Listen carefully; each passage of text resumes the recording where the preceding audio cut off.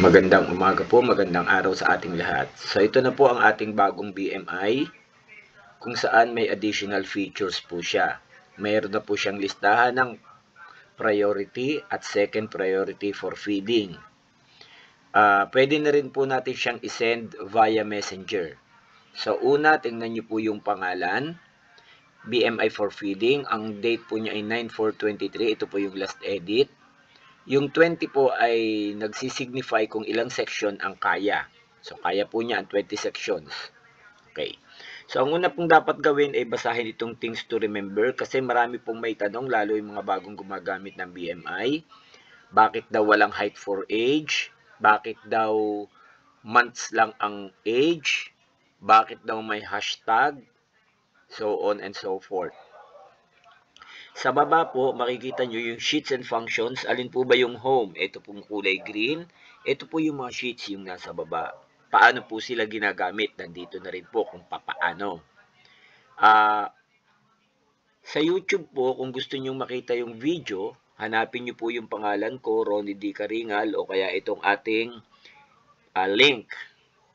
Meron din po ako dong isang link, Sir Ronnie's Program 2016. Yun po naman ay sa aking messenger, isang group kung saan pwede kayong mag-download nitong mga BMI na to. Nandun po, libre po yun na dinadownload. Minsan may iba pa po dong files, baka magagamit nyo sa inyong pagtuturo o kung saan man. So, sa gawing kanan po nito, makikita nyo yung lahat ng table na galing sa DepEd. Ayan. Pero ingat lang po tayo kasi dyan ay may table na pambabae at pang lalaki. So, umpisahan na natin. Umpisa tayo sa home. Una, pumili kayo ng grade level. Hindi naman po kailangang sunod-sunod. Kahit ano pong grade, basta tama po ang grade level. Halimbawa, inuna nyo ang grade 5. Mapapansin nyo may lalabas dong link. And then, we have the section A. Kunyari, pangalan ng teacher is si SD. At ang kanyang designation, kunwari, ay T3 o kung ano man. Pwedeng unahin nyo pong ilagay lahat dito yung sections ng inyong school. Lahat po ng sections. And then, click lang kayo sa link. Ida-direct po kayo niya doon sa unang BMI. Actually, may mga sunod pa po yan sa baba. Pero mapapansin nyo po doon sa una, dahil sa una nyo nilagay, nandun na po yung grade 4A. Nandito na rin yung pangalan ni teacher sa baba. SDT3. Okay, 10 lang po ang kasya dito. Ngayon, kung kulang po, gumamit kayo ng 2 sheets para sa isang section. So, ang pinakamadali pong paraan ay humingi na lang kayo ng file sa inyong mga co-teachers ng name, birthday, weight, height, and sex. Bago nga pala po yun, lalagyan dapat natin ng date of weighing. Ano po ang date of weighing? Ang format, month, day, year ba o day, month, year? Kasi depende po yon sa version ng Excel. Tingnan nyo po yung ginagamit nyong computer. Sa baba po nun, sa gawing kanan, katabi, baba ng oras, meron pong format ng date. Dito po sa akin, ang nakalagay ay 9/6/23. So, ibig sabihin po, yung 9 ay September. Ibig sabihin, sa format ko, nauuna ang month. So, ganun din dapat ang gagawin nyo dito sa date of weighing. Halimbawa, 9/1/23 kasi nagtimbang kayo ay September 1. Makikita nyo naman tama ang lalabas. And then, humingi na lang kayo sa co-teacher nyo ng mga copy ng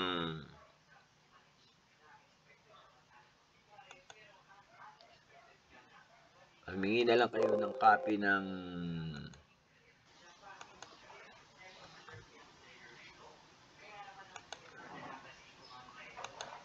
ng name, birthday, weight, height, and sex. And then, inyo pong i-copy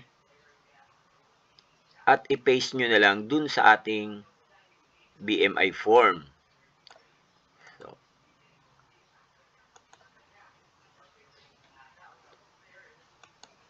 okay. Pag-paste po natin, ang gamitin po natin pang-paste ay itong may 1, 2, 3 o yung values para po hindi maapektuhan ang mga guhit-guhit. Ayan. Okay. So, mapapansin nyo na puno na siya, kagaya pa rin ng dati, may summary sa baba. So, ganyan lang po ng ganyan.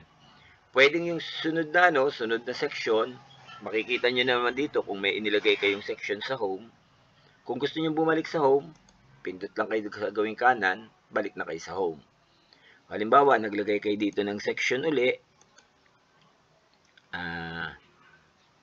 Ito kunyari, SPED B. Okay, magkakaroon po ng link. Pag kinlik nyo yun, ayan na po yung SPED B. Nasa taas lang po yung una nyong ginawa. So, ganun lang po siya.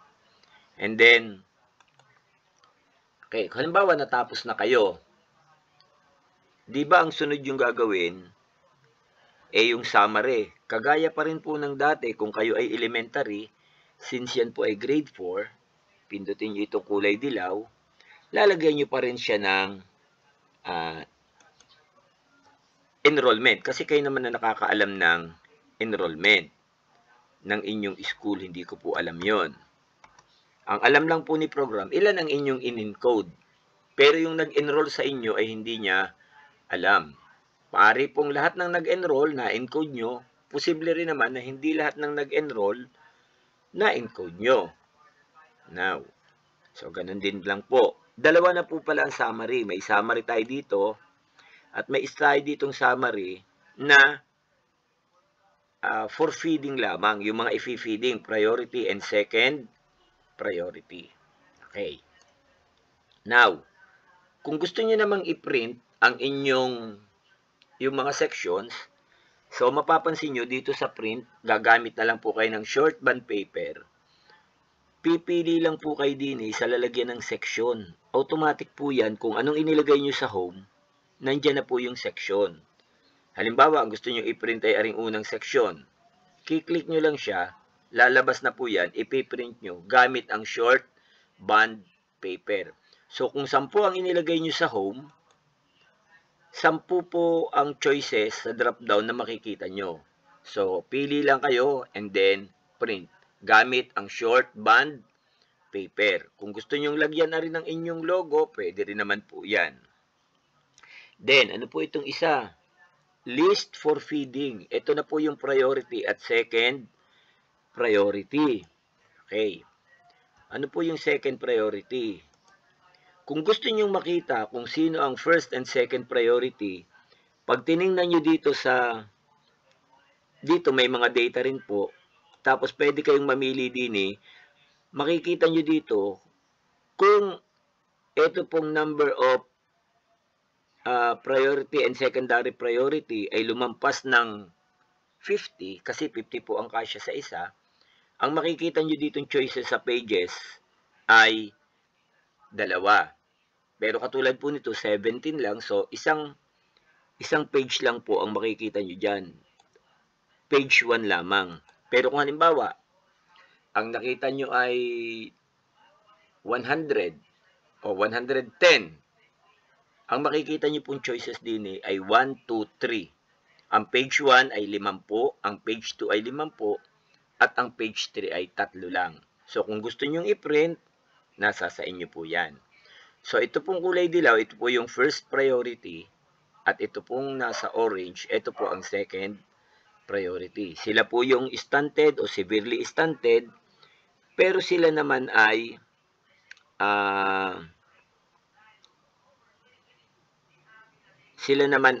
hindi, sila ay obese, normal, o kaya ay overweight.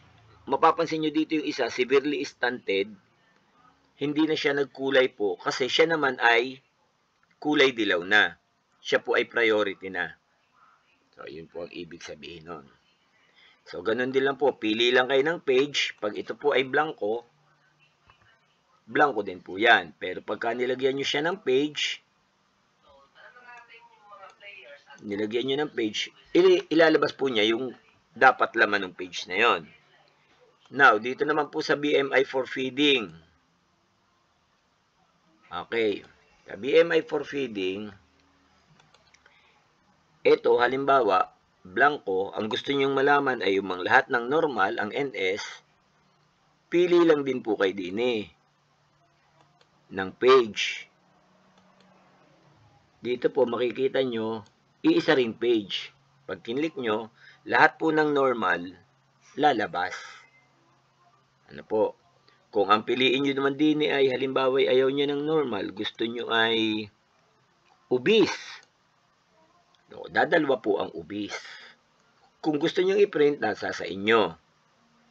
And then, ito naman po yung pang-elementary na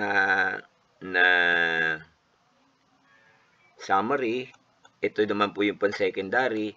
Kung kayo po yung elementary, pwede nyo nang i-delete yung secondary. Kung kayo naman po yung secondary, pwede nyo nang i-delete yung elementary. At ito pong huli, ito po yung ating database. Diyan po talaga tayo nag-i-encode ng mga name, birthday, weight, height, and sex. Pero hindi na po natin yan kailangang i-print. Dito na lang tayo magpiprint sa kulay orange na to. Pipiliin lang natin ang section na gusto nating i-print. So, yan lamang po at sana ay matulungan kayo ng video na ito kung paano natin gamitin ang ating bagong BMI. Salamat po ng marami. God bless.